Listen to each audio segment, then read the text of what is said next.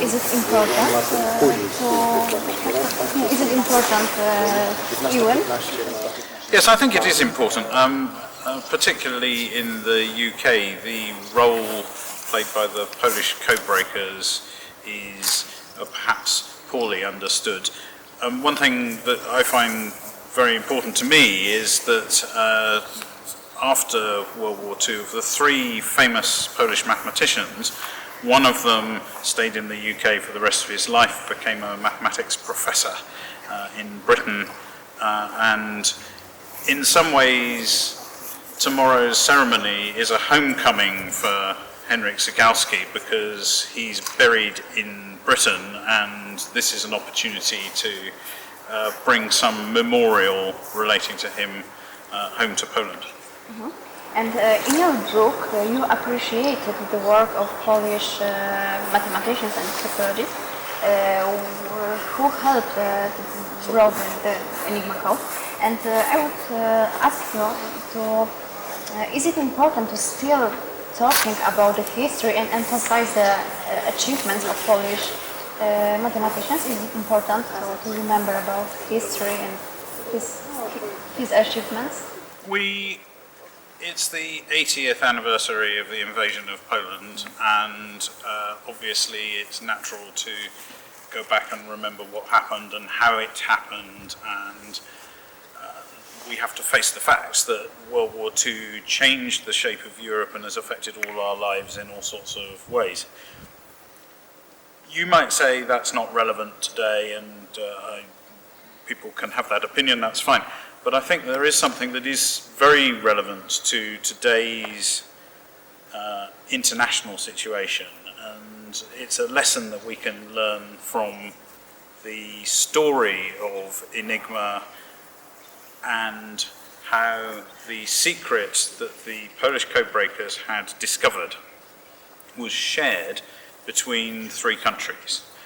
And I think if that secret had been kept private by the Polish military intelligence and not shared with the French and the British, my personal belief is that World War II might have had a very different shape to it, and it may even have had a different outcome. So I think what we can learn from that is that even when it's very difficult to trust people from other countries, sometimes bigger and better things come out of actually taking the risk and sharing particularly intelligence. And we have good intelligence sharing networks in Europe at the moment, and long may that continue. In your book you stress the role of Polish mathematicians and cryptologists. Why is it so important for you? What was important for me is that I knew that the Poles had done something before the amazing successes at Bletchley Park had happened. But what I wanted to find out was, what had the Polish Codebreakers actually done and how significant it was? And I think when I discovered the story, it became not just a fascinating story about mathematics, but also a very interesting story about people. In your opinion, without Polish contribution, would it be possible to break the Enigma code? Yes, I'm fairly sure that it would have been possible. The question is not whether, it's a question of when. And that was very significant because the British were only able to master the Enigma problem just in time with the help given by the Polish Codebreakers. In recent years, the role of Polish mathematicians has come to light.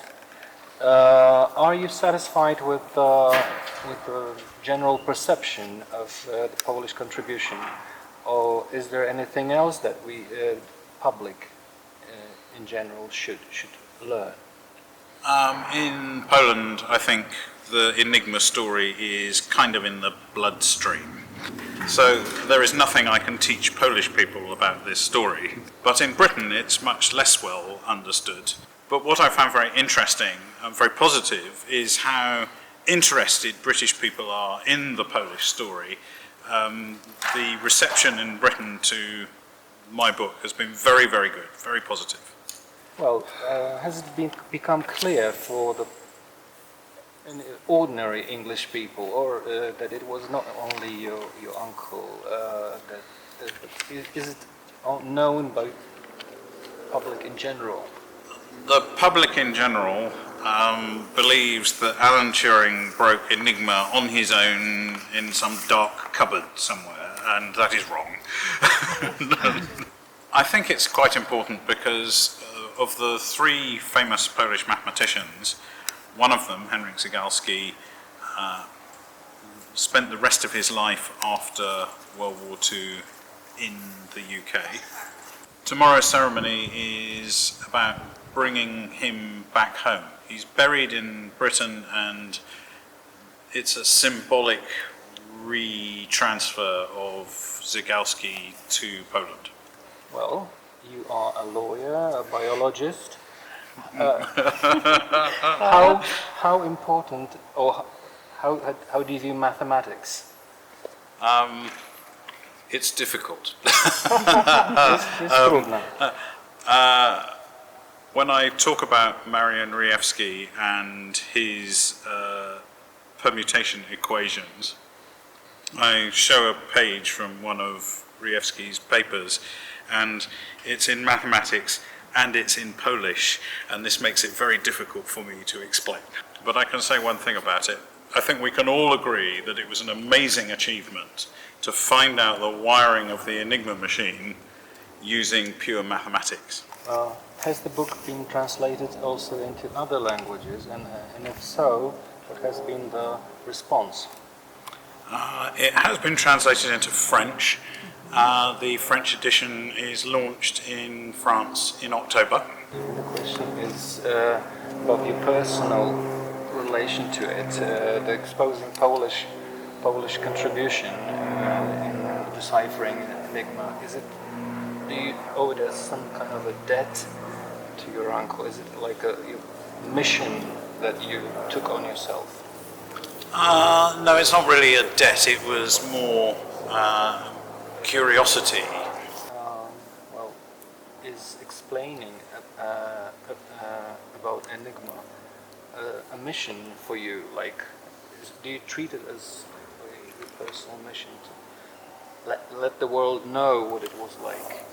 I have had a little bit of a mission in the sense that I am keen to rebalance the story. Well, what we learned from the book is the French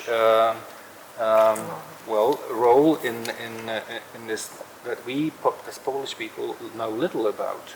So that's quite revealing to us. It's also revealing to the French. Yeah, the French know nothing about their own role in the Enigma story, and that's why I'm looking forward to next month. When you found out the real truth about Enigma, the complete truth, which part was the most exciting or interesting? Which element of the whole puzzle? There were two things that really started me getting excited. One was when the French authorities released Gustave Bertrand's archive to the public. And this archive has the photographs of the Enigma manual that Bertrand took. It has engineering drawings for the Polish machines. So those were very exciting. But then I found some more stuff in France, which was also very exciting. I found the wanted lists where the German authorities were trying to locate the Polish codebreakers with their names and their photographs in the wanted lists. Well, the last question is, are your meetings usually very popular with young people? Do many people come to your lectures or speeches? It's a very interesting question, and there's a difference between the countries here. So, how is it here? So here, there's lots of young people. Lots of young people here. And in the UK, people who are interested in history and people who are interested in World War II and people who are interested in code breaking, they tend to be retired people. Thank you very much. Oh, that's a very interesting question. Yeah, because I saw the crowd of young people, you know, around you. Crowd of young people. Yeah. It's a good sign. Great crowd of young people. Thank you. Okay. I thought I would begin by talking about the official story of how Enigma was broken. If you stop anybody in the street in the UK, and Professor Courtois will verify this, that if you stop any people in the street in the UK and you ask them about the Enigma story, they will say, Bletchley Park, Alan Turing on his own in a garden shed. And they will say, mad, solitary guy, no teamwork, no help from anything other than the supreme being, and that's a bit disappointing really, because that is not the real story of Enigma. To my mind, the interesting starting point for the Enigma story is this document, which comes from the UK National Archives. It's written by probably Britain's greatest codebreaker, a chap called John Tilton, who has a very interesting career. There was no code that Tilton could not break. And he writes this paper in 1938 when he's been put onto the Enigma problem for the first time. In 1931, we were provided by the French, interesting, with photographs and directions for use of the German Army Enigma cipher machine.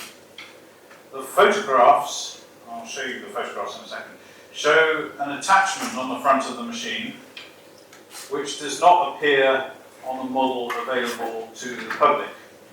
The directions given do not fully explain the function of this attachment, which is still not understood here. And then he goes on, and then the next 2 pages are a list of questions for the French, which are very basic questions about the operation of this machine. This is 1938, they still do not understand how the plug board works. And they do not know how the wiring goes inside the machine between the keyboard and the entry plate where the electric current goes into the 3 coding rotors. If you don't know the answer to those questions, you're never going to be able to read a single Enigma message. This is 1938 when this paper was written, but the story is the same 9 months later in the midsummer of 1939. Hang on. But the official story is that this guy working in a garden shed had managed to invent this amazing machine that won World War II all on his own. Sorry, you can't, these 2 things cannot both be true. That the British did not understand the Enigma machine, and they understood the Enigma machine so well that they could win World War II. How can I reconcile those 2 statements? There is a mathematical contradiction there somewhere. So our mission today is to solve this problem. Let me take you back to 1931 and introduce you to some of my friends.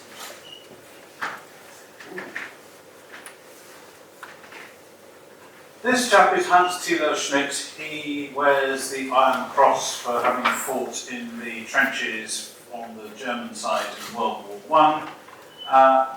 He has a job in the Cipher Bureau in Berlin, and to make the story nice and short, he figures out that the way to solve his financial problems is to go to the safe in the middle of the night, take the secret documents from the safe and sell them to the French. So I'd like to introduce you to the French. This is Gustave Bertrand. He is the head of the mysterious Section D of French military intelligence. Section D consists of Captain Bertrand and a pile of notepaper. But Captain Bertrand is good at buying and selling the code books of foreign powers. And eventually he is introduced to Hans Tilo Schmidt. And Hans Tilo Schmidt says, I've got some stuff which might interest you. They meet in a hotel in Verviers in Belgium, and Gustave Bertrand goes to the bathroom with his camera and takes photographs of the operating instructions of the Enigma machine. These are the photographs which Tiltman was referring to in the memo, and this is not a very good picture of an Enigma machine, which is why I didn't begin the talk with it, but this is the actual, well it's not, it's my copy of the actual photograph taken by Bertrand. The actual photographs taken by Bertrand were declassified by French military intelligence 3 years ago, and so you can now go and actually see Bertrand's own photos of the Enigma machine. Very exciting to people like me. Now, Bertrand, he's no codebreaker, and so he goes to his colleagues in something called the Section du Chiffre, which is French military intelligence's code-breaking unit, and they say, that's the trouble when you entrust somebody who's an intelligence officer with a code-breaking problem. You know, you can trust him to be completely clueless. He's given us operating instructions, or you don't know what the wiring is on the machine. You know, what use of operating instructions? You know, we're supposed to be code breakers. We need the wiring diagrams. Bertrand doesn't give up. He goes and talks to the British. He's got friends in MI6, and his friends in MI6 say, look, old chap, what we need is wiring diagrams. You've given us operating instructions, and it's pretty useless, this. He's got one further card up his sleeve. He's been told by his superiors the year before to make a relationship with this guy.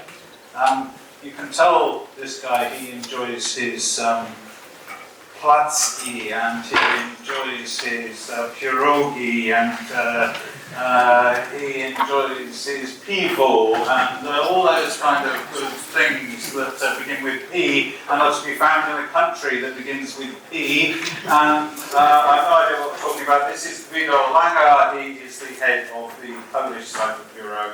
And when Bertrand gets on the train and goes to Warsaw and shows these photographs to Langer, you know what Langer's going to say. We all know what Langer's going to say. Langer says, this is manna from heaven. In fact, he says, according to Bertrand, he says, you have brought out the heavy artillery. He says he's going to do something with these documents. Oh, and by the way, if we make any progress, we'll let you know. This is late 1931, early 1932. By the time Langer gets round to letting the French know about progress, nearly 10 years have passed. But that's, meanwhile, we have the famous Polish mathematicians who have been recruited to, specifically with a view to working on the Enigma problem. I don't need to introduce you to this guy. If you don't know who he is, then you should be very ashamed. Don't put your hand up, because you might embarrass yourself. Okay, and these are his permutation equations, which I won't insult your intelligence by suggesting you couldn't solve them. So, but the thing is that Rejewski is equipped with only 3 things. He's got a commercial model of an Enigma machine where the wiring is different and it has no plug board. He's got a pile of intercepted Enigma messages, and he's got the photographs of the operating instructions. With these 3 things alone, he's able to construct his permutation equations, and he has one more unknown than he has equations. And I don't need to tell you guys that that's a bit of a challenge.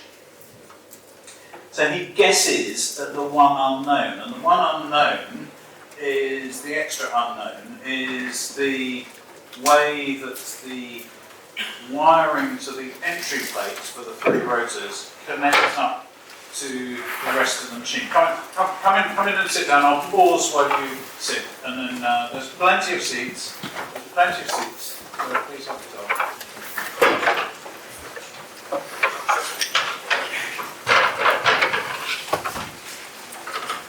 Okay, so so he doesn't know what the wiring is to the entry plate. And this is one of these fundamental things that you need to know in order to unravel the Enigma machine.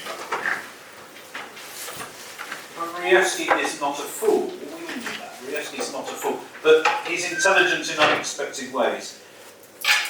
Having been brought up in the German partition of Poland, Rejewski is bilingual Polish-German speaker. And he also understands the German mind. He understands the German mind because all his school teachers were German, and so he knows how to think like a German. And he says, well, if I were a German and thinking like a German, the way I would wire up the entry plates to the keyboard, I've got Q, W, E, R, T, Z, whatever. And the alphabet is A, B, C, D, E, F. I would wire Q to A, W to There are only 26 factorial minus 1 other ways to do it. In fact, there are 26 factorial minus 2 other ways to do it because he knew that the wiring was not Q to Q, W to W, E to E. So he tried A, B, C, D, E, F, G, and he assumes that that was the answer to his extra unknown, and then he solved the equations, and it came out fine, and suddenly German starts coming out of these intercepted messages. It's an astonishing achievement. Then what he's able to do is, working in partnership with this guy, he's the fourth Polish codebreaker that nobody has ever heard of. I don't know why. This is Antony Parrot. He's the engineering genius behind the Polish solution of Enigma. Parrot is able to create reverse-engineered copies of the Enigma machine like this one. This is not a real Enigma machine. This is a Polish fake. Okay? Plug board is not at the front. The keyboard, so Professor Jaworski can see this, but nobody else can, because he's the one that's nearest to this.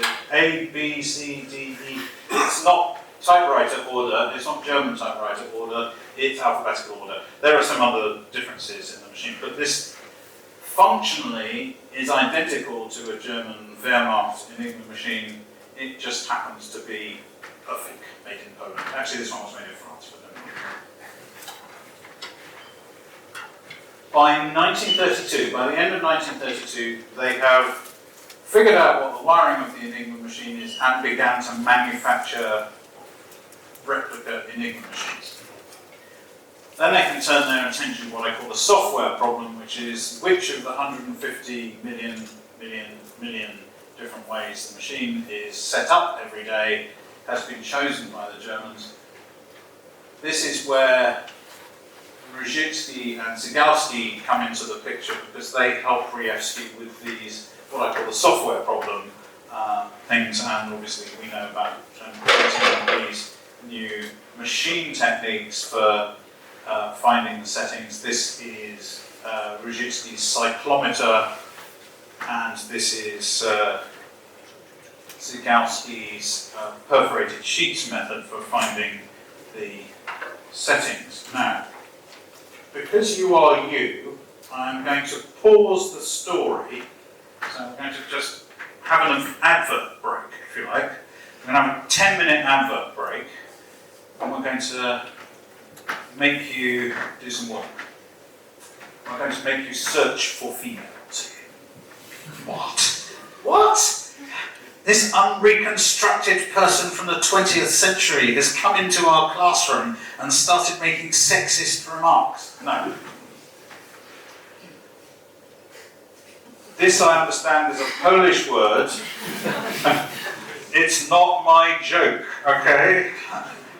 Apparently, the Polish codebreakers called the search for repeated letter patterns where things were the same, they called these females. So it's a 1940s piece of sexism, not a 2019 piece. Okay, so what the hell is this business about females? Let me explain. When the Germans were sending Enigma messages, they had to tell the receiving person how the three rotors in the machine were configured at the beginning of encryption.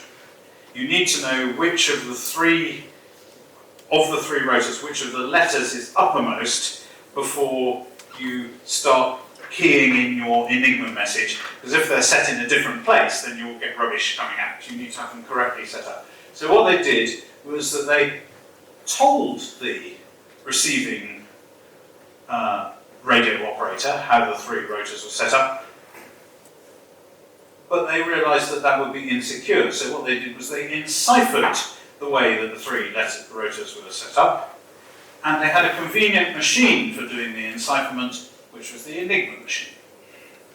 So what they did first is they set the rotor to some letter, and they were very unimaginative. They're supposed to do it at random. They didn't. They chose useful combinations of letters like HITLER or QWERTZ. So let's imagine that what they did was that they had set their rotors and they were going to use QWE as the starting position for the real message, but then they've sent that in an Enigma cipher.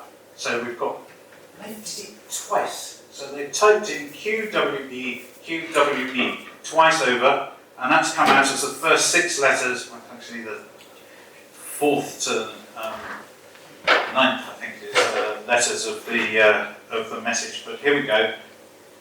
QWE can come out as something like this, DDB, VDV, or SJM, SPO. But what we can see is sometimes, and it happens surprisingly often, and I can't remember what the statistic is, but it's much more frequently than you might imagine, that these repeated letters, which correspond to a repeated encipherment of QWE, can show up. So what's happened here is that W has come out as D, fine.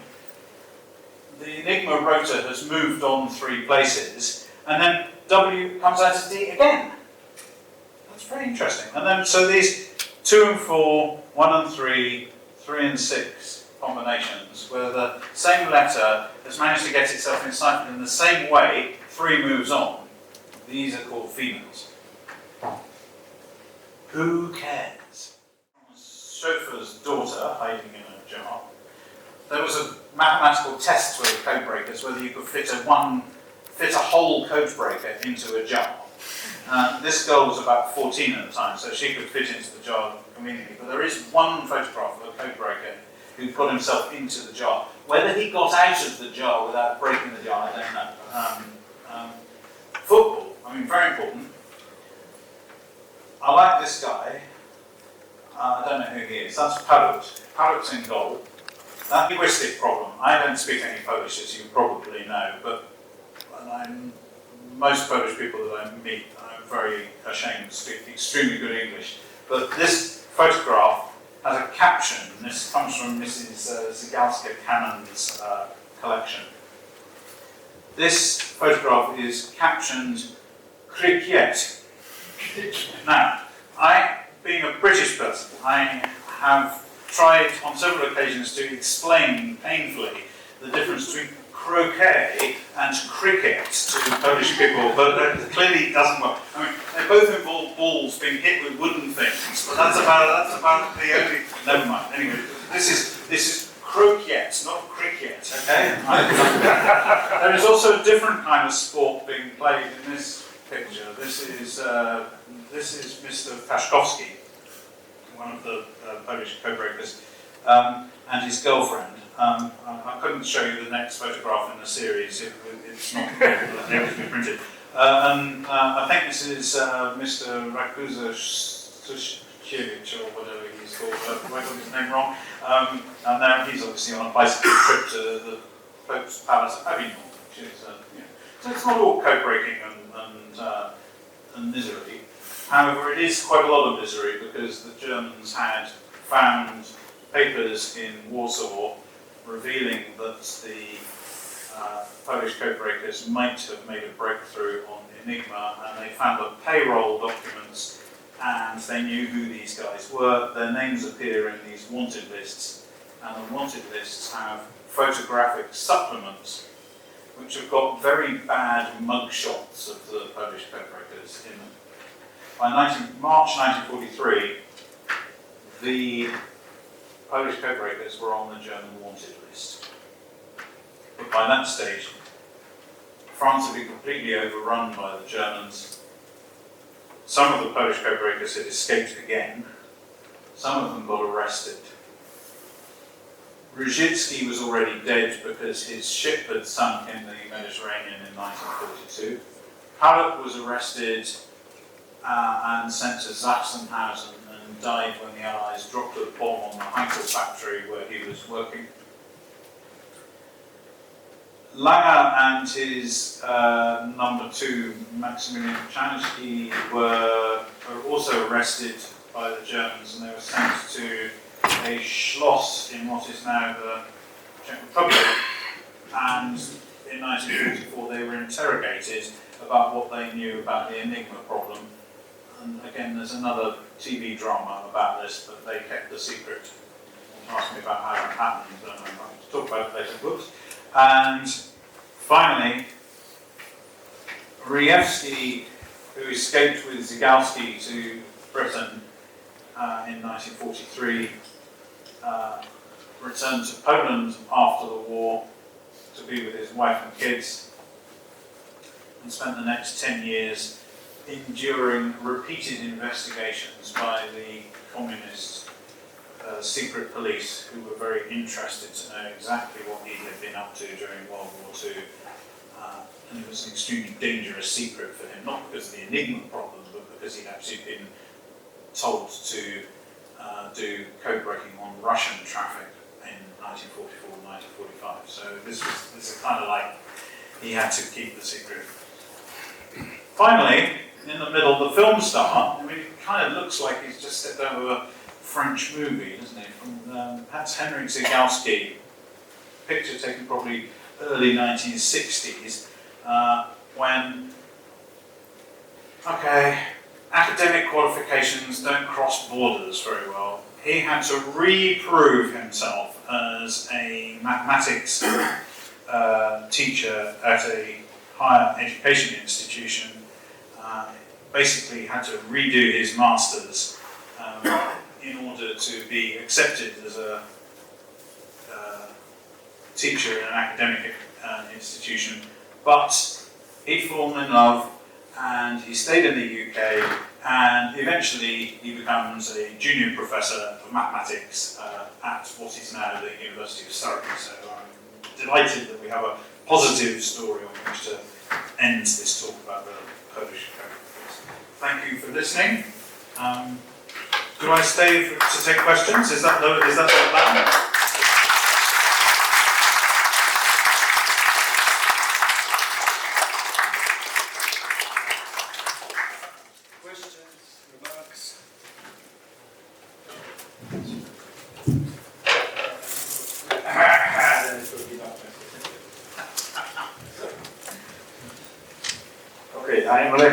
I'm from Sweden, and first what I want to say, thank you very much for the truth, what I mean.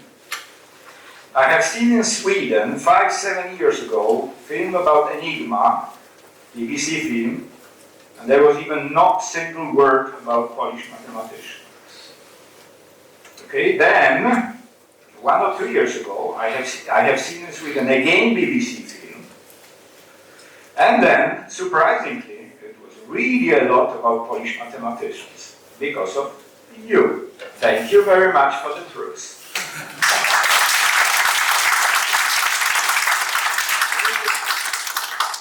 He's very kind, but it's like kind of not true. But the knowledge of the story has become better known, and I'm pleased to be part of that. But you know, if I will say to English people, they will not listen, but they listen to you.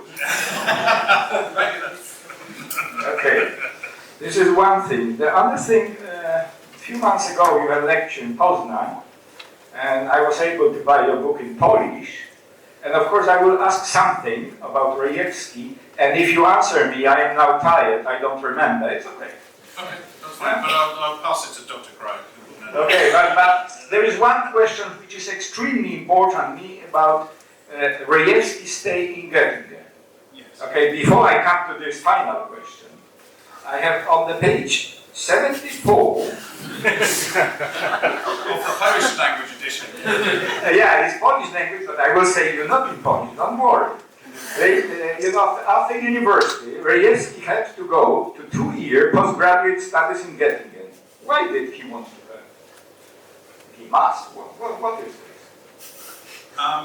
Okay, so in the 1920s, so in the 1920s, not 1930s, 1920s, Göttingen is where anybody who wanted to be a serious mathematician wanted to go to be trained, because all the mathematicians were German, apart from the few that were Polish, but all the mathematicians were German, and they were all in Göttingen. And this is before the purges of the Jewish mathematicians from German universities.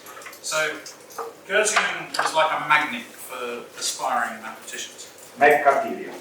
But I think it was also because of the specialisms that Rejewski was interested in, and he was probably recommended by Professor Kragowski at Poznan to go and study. Rather I should can't do the detail of it. rather should suggested Paris then.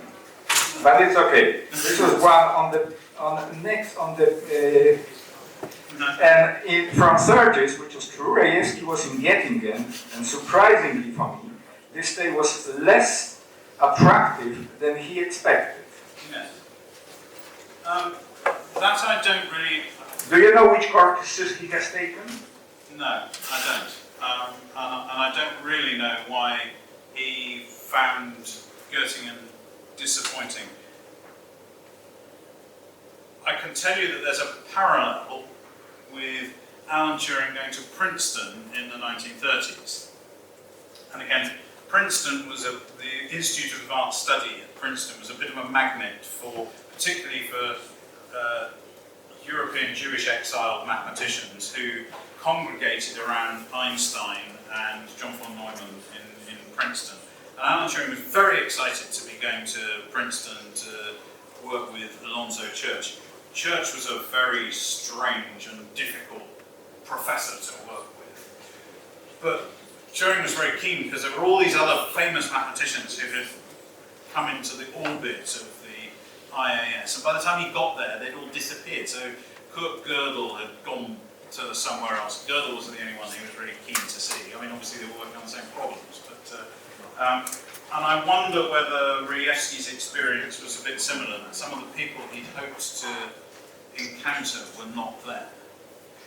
Okay, in connection, I am going more excited part of this book. But I'm guessing. Yeah, I understand. You are writing in Göttingen, there were studied 3 other Poles. Do you mean mathematicians? Yes. And I can. Do you know the names? If not, I can say you. I can't remember. Birnbaum, Orlich, and Scherf. Yes. But then, none of Polish students valued Marian Rejewski too much. It's a very important phrase, and my question is, where did you get this information from? Okay, so David Kahn, a famous historian of cryptanalysis and all matters to do with codes and ciphers. Yes, we all know David Kahn. David Kahn interviewed Scherf in the 1970s, I think, and David Kahn's interview notes are available in the library of the Cryptological History Museum in Mead, Maryland.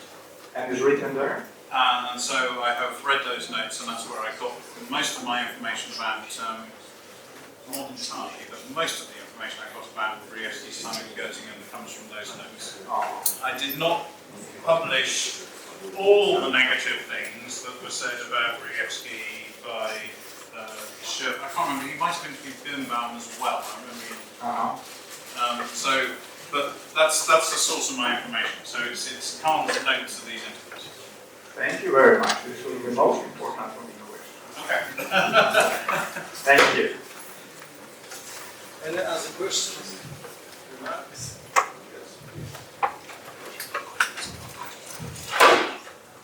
Following question. I think I saw one film on TV, and it was mentioned that there was a breakthrough in, as I understand, Alan Turing machine, which was due to sinking of some German submarine on the Atlantic. Yes. Can Yeah. you enlighten me on Yes. that point? Okay, so I explained to you about females, and you were good enough not to leave the room in disgust, so thank you. This business about choosing the three letters, which would be the starting point of the three rotors for encryption, that was an Army and Air Force technique used by the Germans. The German Navy had a different technique for encoding the starting points of the three rotors. Their methodology was much more secure, and they used a complicated transposition cipher where you basically had to look up in a set of bigram tables. So you chose your starting positions, and then you looked up in a bigram table how to encipher that, and you sent eight digits that you got from the bigram tables, and you strip off the top left, you strip off the bottom right, and the six that are left, you then reverse through the bigram tables to find out what it is that you were supposed to be using. And this was very much more secure, and therefore very much harder to break. And the British knew they had a sort of classic double bind problem. If we have the bigram tables, then we'd be able to read some messages, and then we could get some of the cribs, these guessed at bits of plain text, these guessed at content of messages, things like the naval equivalent of Wette Vorhersage. It was the Luftwaffe who were using Wette Vorhersage, not the Navy. So that was one problem. Wouldn't it be great to get the bigram tables? The other problem was that we won't need the bigram tables. If we start reading enough Enigma messages, then we would be able to use the cribs, these equivalents of Wette Vorhersage, and then we could reconstruct the bigram tables because we know what the messages said, and therefore we'd be able to reverse engineer what the starting positions were. Which do they solve first? Do they try to do the chicken, or do they try to do the egg? And they couldn't do either because they couldn't start, because they had neither. This is where the military come to their aid, and there was the capture of Schiff 26. It's rather good that the ship number 26 should be the thing that helps you with your alphabetical problem. But then there was there were two weather ships that were captured. There was a sunk U-boat, and somewhere along the way they got hold of these bigram tables, and so what you learned was actually true. Okay, I believe we can stop the questions now because we will have the next lecture in a quarter. Let us thank Dermot for his lecture.